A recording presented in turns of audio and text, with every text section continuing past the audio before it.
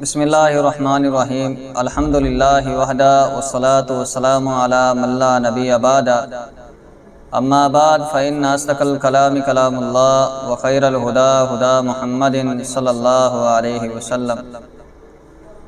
قال اللہ سبحانہ وتعالی فی القرآن المجید والفرقان الحمید بعد اعوذ باللہ من الشیطان الرجیم بسم اللہ الرحمن الرحیم وَإِذَا قِيلَ لَهُمْ آمِنُوا كَمَا آمَنَ النَّاسُ قَالُوا أَنُؤْمِنُ كَمَا آمَنَ السُّفَهَاءُ أَلَا إِنَّهُمْ هُمُ السُّفَهَاءُ وَلَكِنْ لَا يَعْلَمُونَ۔ آج میں آپ کے سامنے دفاع صحابہ کے بارے میں چند باتیں بتلاؤں گا۔ صحابہ وہ عظیم ہستیاں ہیں کہ جن کا دفاع خود اللہ رب العزت نے کیا ہے۔ اللہ رب العزت نے سورہ بقرہ کے اندر فرمایا کہ جب منافقین سے کہا جاتا کہ تم اس طرح ایمان لاؤ جس طرح صحابہ لے کے آئے، وَإِذَا قِيلَ لَهُمْ آمِنُوا كَمَا آمَنَ النَّاسُ، تو منافقین آگے سے کہتے أَنُؤْمِنُ كَمَا آمَنَ السُّفَهَاءُ، ہم اس طرح ایمان لائیں جس طرح بیوقوف لے کے آئے۔ تو نعوذ باللہ وہ صحابہ کو بیوقوف سمجھتے تھے، تو اللہ رب العزت نے آسمان سے جواب دیا، فرمایا الا انہم ہم السفہاء ولکن لا یعلمون، یہ خود ہی بیوقوف ہیں اور لیکن یہ جانتے نہیں۔ اسی طرح صحابہ وہ عظیم ہستیاں ہیں جن کے بارے میں اللہ رب العزت نے فرمایا اولئک هم المؤمنون حقا، یہ سچے مومن ہیں، پکے مومن ہیں، اور فرمایا کہ اولئک هم الراشدون، یہ ہدایت یافتہ ہیں، اور اسی طرح فرمایا حبب الیکم الایمان اولئک الذین امتحن اللہ قلوبہم للتقوی، اللہ نے صحابہ رضوان اللہ علیہم مجمعین کے دلوں کا امتحان لیا اور یہ صحابہ پاس ہو گئے۔ اور اسی طرح فرمایا لقد رضی اللہ عن المؤمنین، اور اسی طرح اللہ رب العزت نے فرمایا رضی اللہ عنہم ورضوا عنہ، اور ان سے اللہ رب العزت نے جنت کا وعدہ کیا ہے، وعد اللہ الجنہ۔ ایک دفعہ زید بن ارقم رضی اللہ تعالی عنہ نے سنا کہ عبداللہ بن ابی جو منافق ہے وہ ایک دن یہ کہہ رہا تھا کہ جب ہم مدینہ جائیں گے تو مدینہ جا کر وہاں سے عزت والوں کو ذلیل کر کے نکال دیں، یعنی صحابہ اکرام کے بارے میں یہ کلمات کہہ رہا تھا۔ تو زید بن ارقم رسول اکرم صلی اللہ علیہ وسلم کے پاس جاتے ہیں، اور ساتھ چچا بھی تھے، چھوٹے تھے زید بن ارقم، کہتے ہیں یا رسول اللہ صلی اللہ علیہ وسلم آج میں نے سنا ہے عبداللہ بن ابی جو ہے نا یہ کلمات اس نے کہے ہیں ہمارے بارے میں۔ رسول اکرم صلی اللہ علیہ وسلم نے عبداللہ بن ابی کو بلایا، تو عبداللہ بن ابی منافق مکر گیا، قسمیں اٹھانے لگ گیا، میں نے یہ کلمات نہیں کہے۔ تو نبی علیہ الصلوۃ والسلام نے عبداللہ بن ابی کی بات کے اوپر یقین کر لیا جب اس نے قسمیں کھائی۔ تو سیدنا زید بن ارقم بڑے شرمندہ ہوئے، اور ان کا چچا کہتا ہے کہ تم نے آج مجھے ہم کو رسوا کر دیا۔ تو پھر اللہ رب العزت نے ان آیات کو نازل فرمایا اور فرمایا اذا جاءک المنافقون قالوا نشهد انک لرسول، منافق آپ کے پاس آتے ہیں اور گواہیاں دیتے ہیں کہ ہم گواہی دیتے ہیں کہ آپ اللہ کے رسول ہیں، واللہ یعلم انک لرسول واللہ یشهد ان المنافقین لکاذبون ان المنافقین لکاذبون، اللہ گواہی دیتا ہے آسمان سے یہ منافق جو ہے وہ جھوٹے ہیں گے، اور صحابی رسول سیدنا سیدنا زید بن ارقم رضی اللہ تعالی عنہ وہ سچے ہیں۔ تو ان آیات سے پتہ کیا چلا کہ سب سے پہلے صحابہ کا دفاع خود اللہ رب العزت نے فرمایا۔ اسی طرح اللہ رب العزت نے ایک مقام پر فرمایا الذین یلمزون المتطوعین من المؤمنین فی الصدقات والذین لا یجدون الا جہدہم فیسخرون منہم، اور اسی طرح اللہ رب العزت نے ایک اور مقام پر فرمایا ان الذین یرمون المحصنات المؤمنات الغافلات لعنوا فی الدنیا والآخرہ، وہ لوگ جو مومنات پر تان زنی کرتے ہیں، ان کو نشانہ بناتے ہیں اور الزام تراشیاں کرتے ہیں ان کے اوپر، ایسے لوگوں پر اللہ رب العزت نے درناک عذاب تیار کیا ہے دنیا اور آخرت کے اندر۔ صحابہ رضوان اللہ علیہم اجمعین بہت ہی عظیم ہستیاں تھیں اور ان کا دفاع خود اللہ رب العزت نے کیا۔ اسی طرح جن لوگوں نے صحابہ کرام کے اوپر تان زنیہ کی، تان و تشنیع کا نشانہ بنایا، ان کا انجام دنیا کے اندر انتہائی عبرتناک ہوا۔ مثال کے طور پر صحیح بخاری کے اندر آتا ہے، سیدنا عمر رضی اللہ تعالیٰ عنہ نے سعد بن ابی وقاص رضی اللہ تعالیٰ عنہ کو کوفہ کا گورنر بنایا، تو چند دنوں بعد کوفہ والوں نے کافی ساری شکایتیں لکھ کر سیدنا عمر رضی اللہ تعالیٰ عنہ کی طرف بھیج دی، تو عمر رضی اللہ تعالیٰ عنہ نے سعد بن ابی وقاص کو معزول کر دیا اور ان کی جگہ سیدنا عمار رضی اللہ تعالیٰ عنہ کو گورنر بنا دیا۔ تو جب سعد کوفہ آتے ہیں تو چند دنوں بعد سعد کی ان باتوں کی تصدیق کے لیے حضرت سعد کے ساتھ حضرت عمر نے 1 یا 2 آدمی بھیجے اور جاؤ کوفہ والوں سے تصدیق کرو واقعتاً وہ اپنی بات کے اندر سچے ہیں یا جھوٹ ہیں۔ تو سعد کے ساتھ 1 یا 2 آدمی جاتے ہیں، وہ کوفہ کی ساری مساجد چھان لیتے ہیں، سب نے سیدنا سعد کے بارے میں اچھے کلمات کہے اور اچھی گواہی دیے، سعد بہت ہی اچھا آدمی ہے، نیک صالح آدمی ہے۔ اور سوائے ایک مسجد کے اندر جب جاتے ہیں، بنو عبس کی مسجد تھی، تو وہاں ایک آدمی کھڑا ہوتا ہے اور کہتا ہے کہ سیدنا سعد یہ ہمارے اندر انصاف نہیں کرتے تھے، عدل سے کام نہیں لیتے تھے، مال غنیمت ہم کو صحیح تقسیم نہیں کرتے تھے، میدان جہاد کے اندر شریک نہیں ہوتے تھے، نمازوں میں بھی نہیں آتے تھے۔ تو اس طرح کے الزام تراشیاں اس نے شروع کر دی۔ تو سیدنا سعد رضی اللہ تعالیٰ عنہ اس کے بارے میں یہ بد دعا کرتے ہیں، اللہ اگر یہ اپنی بات کے اندر سچا ہے، جھوٹا ہے، تو اے اللہ اس کے اوپر فاقہ نازل کر دے، فقیری نازل کر دے اور اس کی عمر بڑھا دے اور اس کو فتنوں کے اندر مبتلا کر دے۔ تو صحابہ بیان کرتے ہیں کہ اللہ رب العزت نے سیدنا سعد رضی اللہ تعالیٰ عنہ کی اس دعا کو قبول فرمایا جو بد دعا کی تھی انہوں نے، اور اس آدمی کی عمر بڑھ گئی اور اتنا فقیر ہو گیا، اتنا فقیر ہو گیا، بھیک مانگتا تھا اور بازاروں کے اندر کھڑا ہو کر اس کے جو یعنی کہ عورتوں کو تنگ کیا کرتا تھا، اور اتنے بوڑھا ہو گیا کہ اس کے جو پلکوں کے بال آنکھوں کے نیچے تک آ جاتے تھے، اسے اس اوپر اٹھا کر یعنی کہ وہ عورتوں کو تنگ کیا کرتا تھا، اشارے کنارے کیا کرتا تھا آنکھوں کے ساتھ۔ یہ سیدنا جو سعد بن ابی وقاص رضی اللہ تعالیٰ عنہ کی اس کو بد دعا لگی تھی، وہ خود بھی کہتا تھا مجھے سعد کی بد دعا لگ گئی۔ اسی طرح جامع ترمذی میں آتا ہے کہ جس آدمی نے عبید اللہ بن زیاد نے سیدنا حسین رضی اللہ تعالیٰ عنہ کو شہید کیا، سر قلم کیا، اور حضرت حسین کے جو چہرے کے اوپر لاٹھیاں ماری، چھڑیاں ماری، تو ایک دن 66 ہجری میں مختار سقفی اور عبید اللہ بن زیاد کا موصل کے مقام پر آپس کے اندر جھڑپ ہوتی، تو اس میں یہ عبید اللہ بن زیاد مارا جاتا ہے اور اس کا نیچے والا دھر جلا دیا جاتا ہے اور اس کا سر لا کر مسجد کے اندر جب رکھا جاتا ہے تو کچھ لوگ کہتے ہیں آ گیا آ گیا، تو جب وہ قریب آتا ہے ایک سانپ تھا اور یہ سانپ عبید اللہ بن زیاد کے دونوں نتنوں کے اندر گھس جاتا ہے، کافی سارے ڈس مارتا ہے، پھر چلا جاتا ہے، پھر دوسری مرتبہ آتا ہے، پھر تیسری مرتبہ آتا ہے۔ تو یہ اللہ رب العزت نے دنیا کے اندر ہی اس کو سزا دی، سب کے سامنے اس کو سزا دی۔ اس نے سیدنا حسین رضی اللہ تعالیٰ عنہ کا سر قلم کیا تھا اور گستاخی کی تھی۔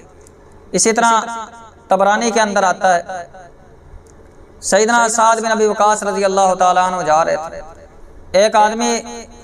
حضرت زبیر رضی اللہ تعالیٰ عنہ اور حضرت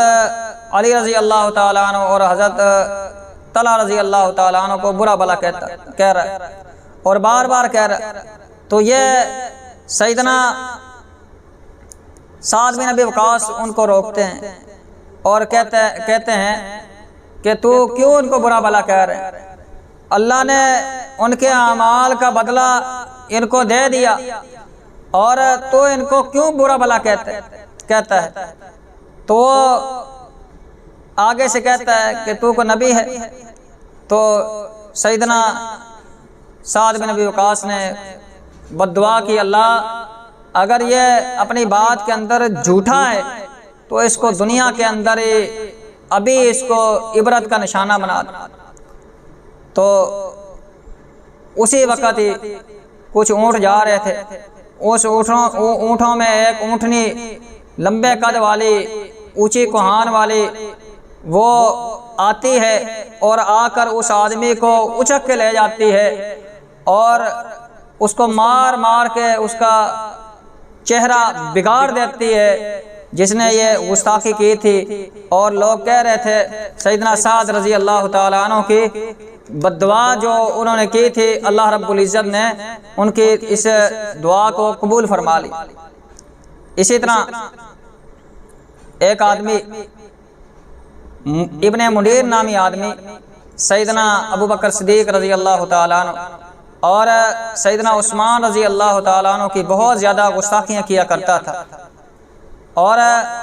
لوگ اس کو منع کرتے تھے، وہ باز نہیں آتا تھا۔ تو حلب کے میں رہنے والا تھا، جب یہ فوت ہوتا ہے مرتا ہے تو لوگ کہتے ہیں کہ ہم نے یہ سنا ہے کہ جو ابو بکر اور سیدنا عمر رضی اللہ تعالیٰ عنہ کو برا بھلا کہتے ہیں تو اس کا انجام بہت گندا ہوتا ہے۔ ہم دیکھیں اس کو، وہ جاتے ہیں، چند لوگ جاتے ہیں نوجوان، اس کی قبر کھودتے ہیں، دیکھتے ہیں قبر کے اندر اس کی شکل چہرہ سور کا بن جاتا ہے۔ تو کس وجہ سے؟ صحابہ کی مخالفت کی وجہ سے۔ اسی طرح ایک آدمی آمش بیان کرتے ہیں، ایک آدمی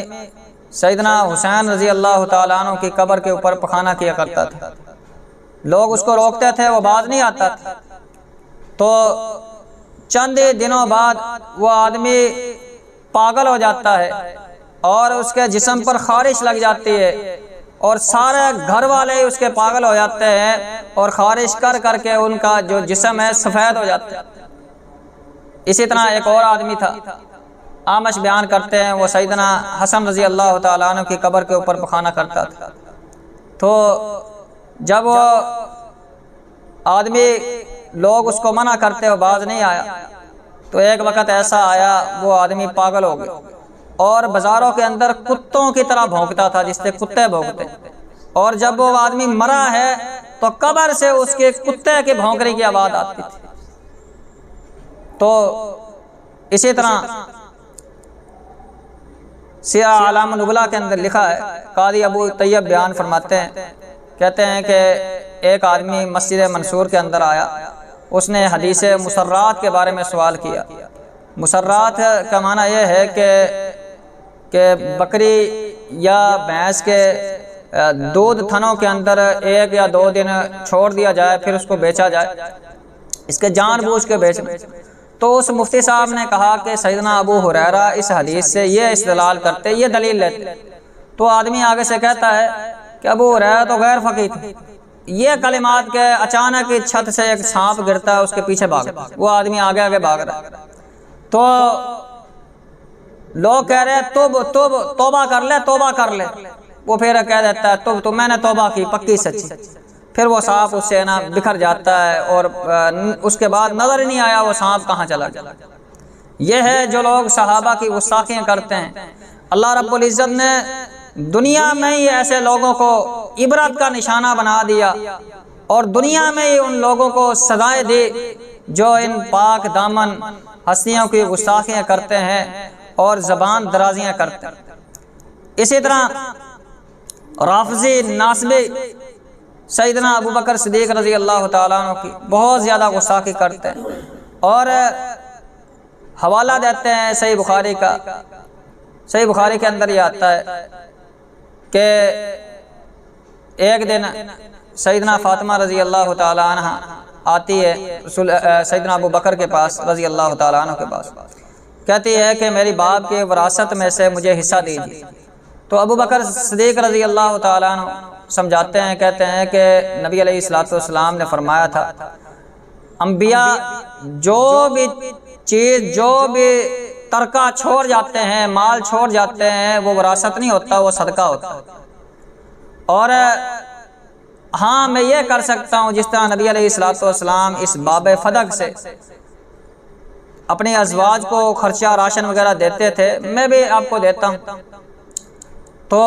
جب یہ بات سنتی ہے سیدنا فاطمہ گھر چلی جاتی ہے۔ اس کے بعد انہوں نے اس موضوع پر سوال نہیں کیا اس مسئلے کے بارے میں۔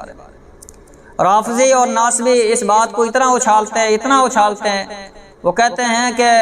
ابو بکر صدیق رضی اللہ تعالیٰ عنہ نے نعوذ باللہ من ذالک سیدنا فاطمہ کا جو حق کھا گئے تھے اور ان کو حصہ نہیں دیا تھا ان کی وراثت میں سے، ان کے باپ کی، جو خیبر کے مقام پر نبی علیہ الصلوۃ والسلام کے حصے میں وہ باب فدق آیا تھا۔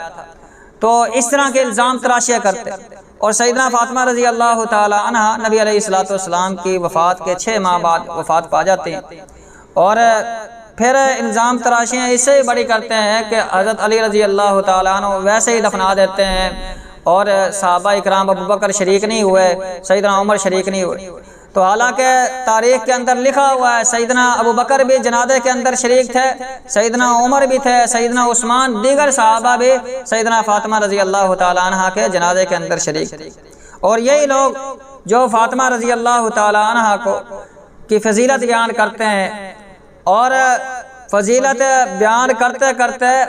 دوسری بیٹیوں کا انکار کر دیتے، کہتے ہیں باقی بیٹیاں نبی علیہ الصلوۃ والسلام کی تھی نہیں، سیدنا رقیہ، سیدنا ام کلثوم، سیدہ زینب کا انکار کر دیتے۔ تو یہ کتنی بڑی گستاخی۔ اسی طرح سیدنا عمر رضی اللہ تعالیٰ عنہ کی گستاخی کرتے ہیں۔ حدیث کرتاس ہے، صحیح بخاری کے اندر آتا ہے، نبی علیہ الصلوۃ والسلام نے وفات سے پہلے کہ فرمایا صحابہ کو میرے پاس کتاب لے کے آؤ، کاپی لے کے آؤ، میں چند چیزیں لکھ دیتا ہوں۔ تو سیدنا عمر رضی اللہ تعالیٰ عنہ نے فرما دیا حسبنا بکتاب اللہ، یہ اللہ کے رسول صلی اللہ علیہ وسلم ہمارے پاس کتاب اللہ ہے گی۔ اور آپ نے حجۃ الوداع کے موقع پر یہ کہہ دیا کہ میں نے سارا دین پہنچا دیا، گواہیاں لے لی، اور اللہ نے یہ آیات نازل کر دی الیوم اکملت لکم دینکم واتممت علیکم نعمتی ورضیت لکم الاسلام دینا، آج کے دن ہم نے دین کو مکمل کر دیا، ہم تم سے راضی ہو گئے ہیں، ہم آپ سے راضی ہو گئے ہیں، اور ہم نے اپنی نعمت کو پورا کر دیا، یہ اللہ رب العزت نے فرما دیا۔ تو عمر رضی اللہ تعالیٰ عنہ کی یہ بات، جب یہ بات کہی نا اللہ کے رسول ہمارے لیے کتاب اللہ ہی کافی، صحابہ کے اندر آپس کے اندر شور غل شروع ہو گیا، اور شور بڑھ گیا۔ نبی علیہ الصلوۃ والسلام نے فرمایا میرے سے اٹھ جاؤ، صحابہ چلے گئے۔ تو اس حدیث کو رافضیوں اور ناصبیوں نے اتنا اچھالا، سیدنا عمر رضی اللہ تعالیٰ عنہ کی گستاخیاں شروع کر دی، اور یہ باتیں مشہور کر دی۔ نبی علیہ الصلوۃ والسلام نے یہ بتانا تھا وہ 30 سپارے جو تھے، جو 10 سپارے بکری کھا گئی تھی، اس کے اندر کیا لکھا تھا، اور میرے بعد جو خلیفہ ہونا تھا وہ سیدنا علی رضی اللہ تعالیٰ عنہ نے ہونا تھا۔ یہ ساری باتیں نبی علیہ الصلوۃ والسلام نے اس ٹائم بتانی تھی، سیدنا عمر رضی اللہ تعالیٰ عنہ درمیان کے اندر حائل ہو، اور حالانکہ یہ بہت بڑی غلط فہمی ہے۔ سیدنا عمر رضی اللہ تعالیٰ عنہ کا مقصد یہ تھا کہ اے اللہ کے رسول صلی اللہ علیہ وسلم ابھی آپ بہت زیادہ تکلیف کے اندر ہے، مرض کے اندر ہے، بیماری کے اندر ہے، جب آپ ٹھیک ہو جائیں گے ہم لکھا لیں گے، یہ مقصد تھا۔ اور اس بات کو اتنا اچھالا جاتا ہے بخاری کی اس حدیث میں۔ تو برکیف اسی طرح بنو امیہ، اس کی بہت زیادہ مخالفت کی جاتی ہے، اور بعض لوگ کتابیں دکھا کر اور تاریخی حوالے دے کر لوگوں کو گمراہ کرنے کی کوشش کرتے ہیں میڈیا کے اوپر، اور تاریخ کے حوالے دیتے ہیں، تاریخ 70% جھوٹ ہے اور اس کی کوئی حقیقت نہیں ہے۔ اگر بنو امیہ اتنے ہی برے ہوتے تو نبی علیہ السلام کی 4 بیٹیاں، 3 بیٹیاں آپ علیہ السلام نے بنو امیہ کے اندر دی تھی، اور ایک بیٹی جو بنو ہاشم قریش کے اندر سیدنا علی رضی اللہ تعالیٰ عنہ کے دی تھی۔ اور اسی طرح اگر بنو امیہ اتنے ہی برے ہوتے تو نبی علیہ السلام کی ازواج میں سے 3 جو بیویاں تھیں وہ بنو امیہ میں سے تھی، حضرت ام حبیبہ، حضرت ختیجہ، حضرت ام کلثوم رضی اللہ تعالی عنہن، یہ سارے کے سارے تینوں کے تینوں بنو امیہ میں سے تھی۔ اور حضرت معاویہ کے اوپر بڑے اعتراضات کیے جاتے ہیں،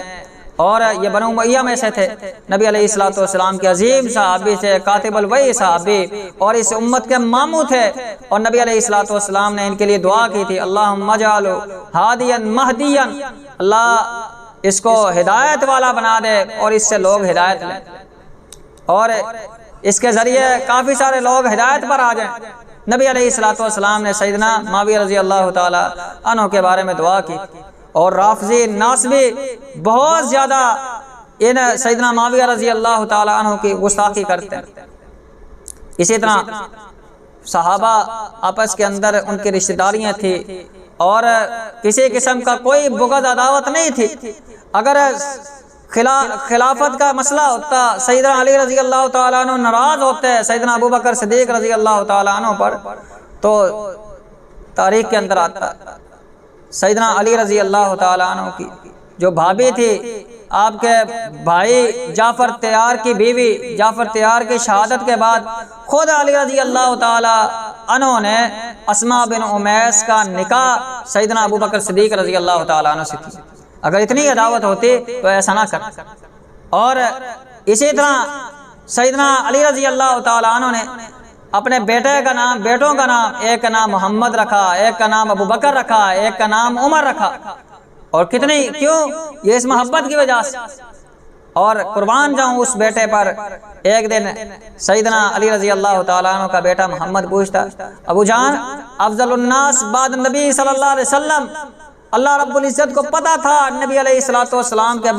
بعد لوگوں نے خلافت کے بارے میں یہ مسئلے بیان کرنے ہیں، صحابہ کے اوپر تان تشنیع کرنی ہے، ان کو نشانہ بنانا ہے سیدنا ابو بکر صدیق رضی اللہ تعالیٰ عنہ۔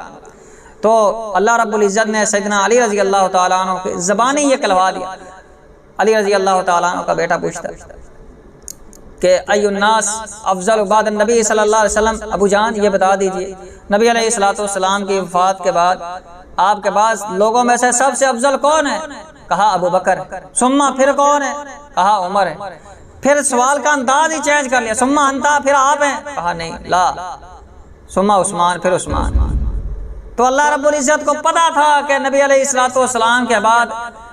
بعض لوگوں نے یہ خلافت کے بارے میں اختلافات کرنے ہیں، اللہ رب العزت نے یہ مسئلہ ہی سیدنا علی رضی اللہ تعالی عنہ کے گھر کے اندر یہ مسئلہ حل کر دیا۔ اور اسی طرح صحابہ اکرام میں سب سے افضل ترین جو صحابی ہیں وہ سیدنا ابو بکر صدیق رضی اللہ تعالی عنہ،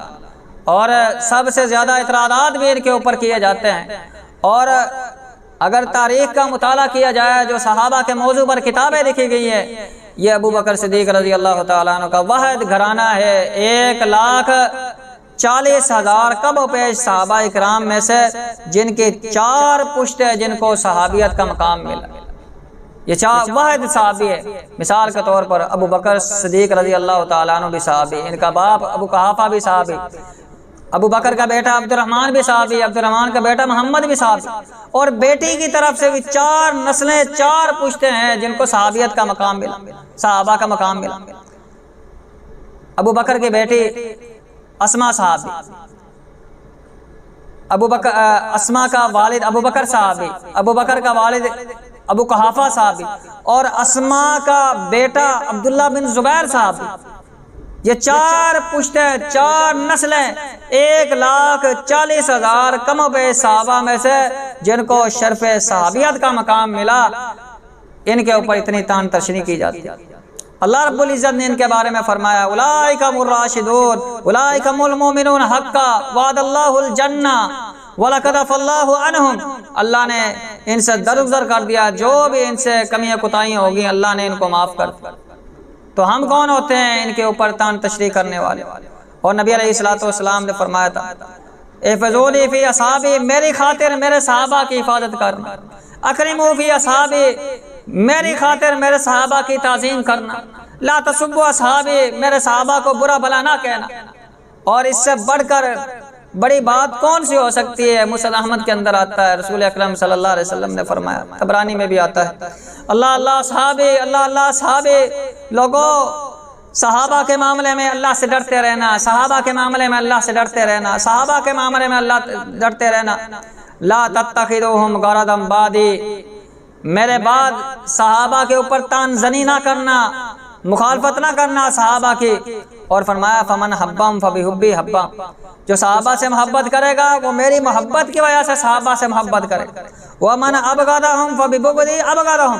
اور جو صحابہ سے بغض رکھے گا، نفرت رکھے گا، وہ میری وجہ سے ان سے نفرت رکھے گا۔ پہلے وہ مجھ سے بغض رکھے گا، نفرت رکھے گا، پھر وہ میری وجہ سے ان سے رکھے گا۔ آگے فرمایا من عاداہم فقد آذانی، جس نے صحابہ کو تکلیف دی، رسول اکرم صلی اللہ علیہ وسلم نے فرمایا اس نے مجھ کو تکلیف دی۔ ومن عاداہم فقد عاد اللہ، اور فرمایا کہ جس نے مجھ کو تکلیف دی، رسول اکرم صلی اللہ علیہ وسلم کو، اس نے اللہ کو تکلیف دی۔ اور جس نے فقد عاد اللہ، اللہ کو تکلیف دی، ایوشکا، قریب ہے کہ اللہ ایسے آدمی کو پکڑ لے اور عبرت کا نشانہ بنا دے، جیسے کہ میں نے مثالیں دی ہیں۔ اللہ رب العزت نے ایسے لوگوں کو دنیا کے اندر ہی عبرت کا نشانہ بنا دیا، جو صحابہ کی گستاخیاں کیا کرتے تھے، صحابہ کو گالیاں دیا کرتے تھے، اور کتنی ایسی شکلیں بگڑ گئی جنہوں نے صحابہ کو گالیاں دی مرنے وقت۔ اللہ سے دعا ہے اللہ رب العزت ہم کو صحابہ کا دفاع کرنے کی توفیق عطا فرمائے، اور صحابہ کی محبت نصیب فرمائے، اور صحابہ کے بارے میں اپنی زبانوں کو لگام دینے کی توفیق عطا فرمائے۔ اقول قولی ھذا واستغفر اللہ الذی ولکم ولسائر المسلمین، والسلام علیکم ورحمۃ اللہ وبرکاتہ۔